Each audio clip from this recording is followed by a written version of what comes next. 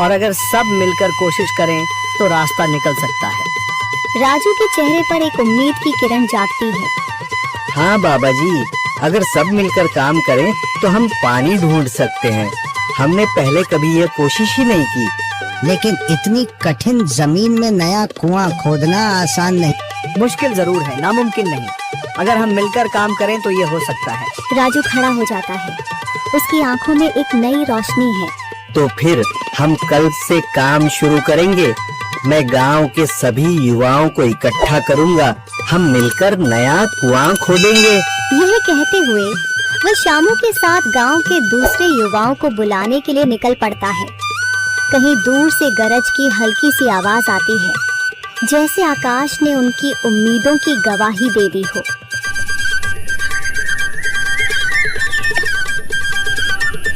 अगली सुबह राजू और शामू गांव के युवाओं को इकट्ठा करने निकल पड़े। चौधरी महेश की हवेली के सामने एक भीड़ जमा है। बाबा जी, संदरी, गांव के कुछ बुजुर्ग और किसान सभी मौजूद हैं। हम हाथ पर हाथ रखकर नहीं बैठ सकते। अगर अल्लाह ने हमें हिम्मत दी है तो हमें खुद पानी के लिए मेहनत करनी होगी। हम एक नया कुआं खोदेंगे। लेकिन राजू, क्या हमें यकीन है कि वहाँ पानी मिलेगा? बेटा, पानी जमीन के अंदर होता है, बस सही जगह खोदने की जरूरत है। हमने अपने बुजुर्गों से सुना था कि पुरानी नहर के पास जमीन नरम थी, शायद वहीं पानी हो। बाबा जी सही कह रहे हैं। अगर तुम सब यह काम करने के लिए तैयार हो तो मैं अपने कुछ मजदूर भेज सकता हूँ। धन्यवाद चौधरी जी, लेकिन हम सब खुद भी मेहनत करेंगे। यह हमारे गांव के अस्तित्व की लड़ाई है। संदरी, जो अब तक चुप थी, आगे बढ़ती है। हम औरतें भी पीछे नहीं रहेंगी। हम पानी लाने की व्यवस्था करेंगी, खाना बनाएंगी, ताकि तुम सब आराम से काम कर सको। यही हिम्मत चाहिए थी संदर। पूरा गांव एक नई उम्मीद के साथ कुआं खोदने की तैयारी में जुट जाता है। दूसरी ओर कुआं खोदने का काम शुरू हो चुका है। राजू, शामू और दूसरे युवा बेलचे चलाने लगते हैं। मिट्टी बाहर निकाली जाने लगती है। तेज गर्मी के बावजूद सब पूरी हिम्मत के साथ जुटे हुए हैं। दोपहर की तेज धूप जमीन आग की तरह तप रही है। गांव के लोग लगातार कुआं खोदने में जुटे हैं।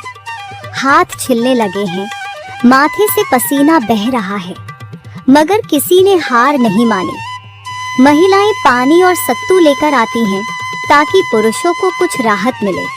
हमें और गहराई तक जाना होगा।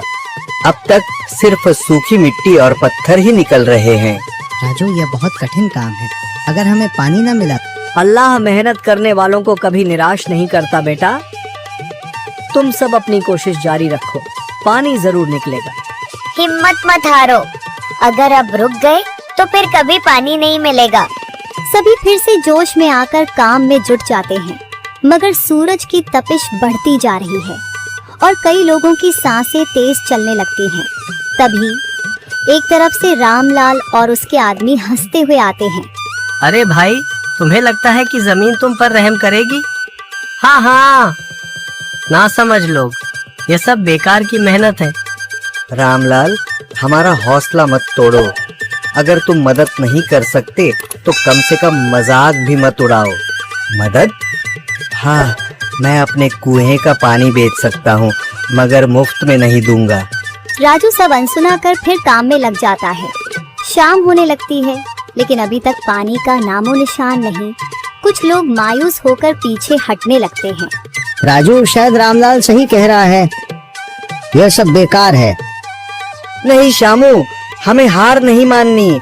अगर आज हार गए तो फिर कभी हिम्मत नहीं कर पाएंगे। तभी अचानक फावड़ा किसी कठोर चीज से टकराता है। एक अजीब सी आवाज आती है। राजू चौंक कर देखता है और जल्दी जल्दी मिट्टी हटाने लगता है। अचानक एक ठंडी लहर महसूस होती है। सभी लोग दौड़ कर आते हैं।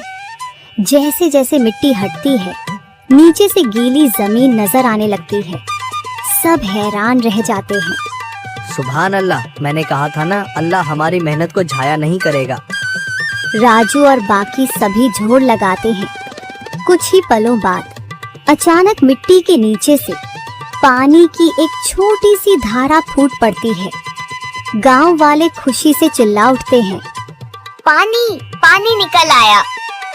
यह अल्लाह की कुदरत है रामलाल, जिस पर तुम्हें यकीन नहीं था। पूरा गांव आनंद से झूम उठता है। लोग एक दूसरे को बधाइयां देते हैं। औरतें दुआ करने लगती हैं। कुछ दिन बीत चुके हैं।